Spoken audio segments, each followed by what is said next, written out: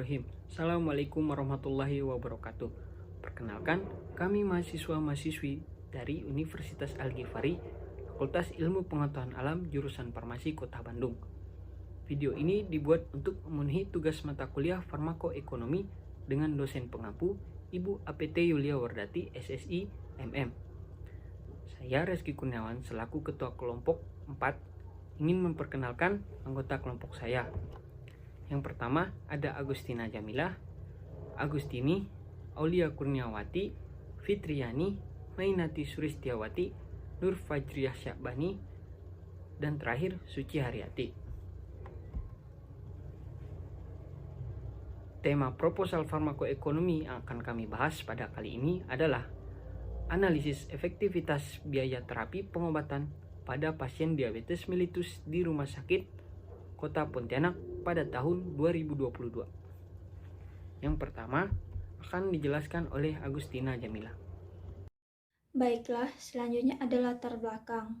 Menurut American Diabetes Association atau disingkat dengan ADA 2010, diabetes mellitus atau DM merupakan suatu kelompok penyakit metabolik dengan karakteristik hiperglikemia yang terjadi karena kelainan sekresi insulin, kerja insulin, atau kedua-duanya. Gejala umum dari diabetes mellitus adalah poliuria, polifagia, polidipsia. Untuk klasifikasi dari diabetes mellitus yaitu diabetes mellitus tipe 1, diabetes mellitus tipe 2, diabetes mellitus tipe gestasional, dan diabetes mellitus tipe lainnya. Jenis diabetes mellitus yang paling banyak yang diderita adalah diabetes mellitus tipe 2, di mana sekitar 90-95% orang mengidap penyakit ini. Sumbernya dari Black and House, ada 2010. Jumlah penderita diabetes mellitus di Kalimantan Barat sebanyak 111.941 penderita, Kemenkes RI 2019. Pada wilayah Kota Pontianak, diabetes mellitus masuk ke dalam 10 besar penyakit yang mendominasi penduduk sepanjang tahun 2019, yaitu sebanyak 12.913 kasus, atau setara dengan 11,5% dari jumlah total penderita DM di Kalimantan Barat, Dinkes 2019. Data kunjungan pasien diabetes mellitus tipe 2 sebesar 35% di RSUD Sultan Syarif Muhammad Al-Qadri di Kota Pontianak pada bagian poli penyakit dalam pada tahun 2018. Untuk rumusan masalahnya, berdasarkan latar belakang yang telah diuraikan di atas, maka rumusan masalah dalam penelitian ini adalah bagaimana analisis efektivitas biaya terapi pengobatan pada pasien diabetes mellitus di RSUD Kota Pontianak 2022. Baik, selanjutnya yaitu tujuan penelitian.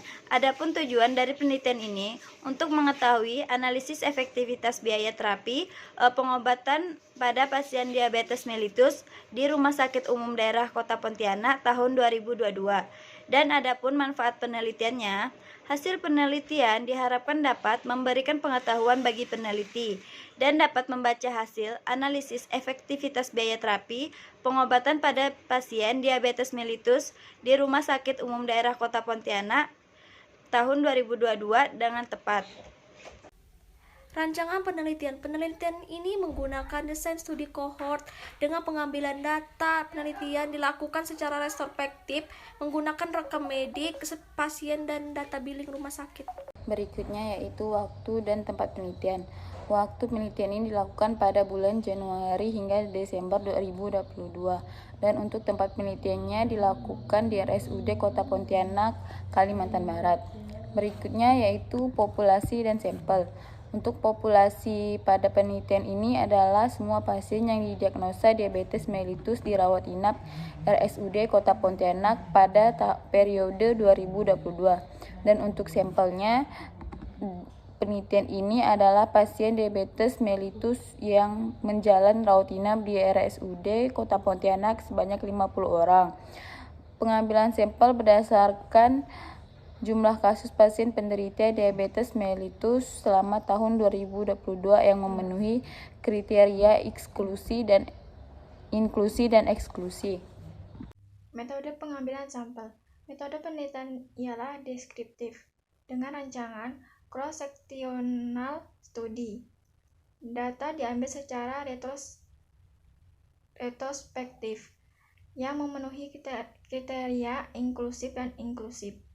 Total biaya yang dihitung ialah biaya obat antidiabetes, biaya obat lainnya, biaya diagnosis, biaya sarana atau akes, dan biaya pemeriksaan. Efektivitas biaya terapi antidiabetes dianalisis dengan menggunakan ASER yang dihitung berdasarkan rasio biaya persen outcome klinis pada kelompok metformin dan glimepiride. Penetapan kriteria alternatif. Penetapan kriteria alternatif dilakukan untuk perbandingan antara kriteria satu dengan yang lainnya. Seperti kriteria ini berdasarkan biaya tindakan di RSUD Kota Pontianak 2022. Selanjutnya akan dijelaskan oleh kawan saya. Selanjutnya, di sini penetapan kriteria inklusi dan eksklusi. Adapun kriteria inklusi pada penelitian ini adalah 1. Pasien yang didiagnosis diabetes mellitus tanpa komplikasi. Yang kedua, pasien mendapat terapi antidiabetes baik oral, kombinasi maupun insulin. Yang ketiga, data rekam medis lengkap. Kemudian, kriteria eksklusi pada penelitian ini adalah pasien dengan data rekam medis tidak bisa terbaca dan pasien dengan status pulang paksa. Kemudian, karakteristik penelitian. Adapun karakteristik subjek penelitian ini yaitu meliputi jenis kelamin, umur, pendidikan, lama rawat inap, dan biaya obat. Baiklah, selanjutnya saya akan menjelaskan tentang penetapan parameter outcome. Parameter outcome yang digunakan yaitu Cost Effective Analysis atau CEA, menggunakan perspektif rumah sakit sebagai penyedia pelayanan kesehatan. Metode CEA ditunjukkan dengan nilai Average Cost Effectiveness Ratio atau ASER dan Incremental Cost Effectiveness Ratio atau ICER. Di sini ASER membandingkan total cost dengan efektivitas. Total cost yang digunakan adalah direct medical cost, yaitu seluruh biaya yang telah dikeluarkan pasien terkait dengan pelayanan jasa medis untuk terapi diabetes mellitus. Sedangkan ICER digunakan untuk mengetahui kenaikan biaya terapi dengan dilakukannya penambahan atau penggantian pengobatan yang mungkin akan terjadi kenaikan biaya, tetapi memberikan efek obat yang lebih baik. Selanjutnya, penetapan perspektif pada proposal kali ini yakni menggunakan perspektif pasien, yaitu adalah sudut pandang mana yang diambil peneliti dalam melakukan evaluasi farmakoekonomi. Proposal ini juga menggunakan perspektif pasien, yaitu pasien mendapatkan pelayanan kesehatan dengan biaya yang murah. Selanjutnya, penetapan analisis farmakoekonomi. Pada CEA, hasil diukur dalam unit non-moneter. Pengguna dapat menetapkan bentuk intervensi kesehatan yang paling efisien yang membutuhkan biaya termurah untuk hasil pengobatan. Misalnya, membandingkan 2 atau lebih jenis obat dari kelas terapi yang sama, tetapi memberikan besaran hasil pengobatan yang berbeda. Sebagai contohnya yaitu membandingkan 2 obat yang digunakan untuk indikasi yang sama, tetapi biaya dan efektivitasnya berbeda. CEE mengubah biaya dan efektivitas ke bentuk rasio. Rasio efektivitas biaya merupakan ukuran inti yang digunakan dalam analisis efektivitas biaya. Menurut Gold 1996, rasio efektivitas biaya adalah biaya tambahan untuk memperoleh suatu efek dampak kesehatan dari intervensi kesehatan dibandingkan dengan suatu alternatif. Rumus rasio efektivitas biaya digambarkan sebagai berikut, yaitu ACER sama dengan biaya pengobatan per lama perawatan. Slide selanjutnya yaitu penetapan analisis farmakoekonomi tetap, yaitu intervensi dengan rasio efektivitas biaya rendah merupakan intervensi yang baik dan akan menjadi prioritas tinggi sebagai sumber daya. Pada saat membandingkan 2 macam obat, biasanya digunakan pengukuran incremental cost effectiveness yang menunjukkan biaya tambahan, misalkan per cure atau per life save, akibat digunakannya suatu obat ketimbang digunakannya obat lain. Jika biaya tambahan ini rendah, berarti obat tersebut baik untuk dipilih. Sebaliknya, jika biaya tambahannya sangat tinggi, maka obat tersebut tidak baik untuk dipilih. Slide selanjutnya, penetapan komponen biaya. Komponen biaya yang dianalisis meliputi biaya langsung medis, yaitu biaya ini meliputi biaya rekam medis, biaya pelayanan kamar, konsultasi dokter, biaya alat kesehatan, dan biaya ruangan.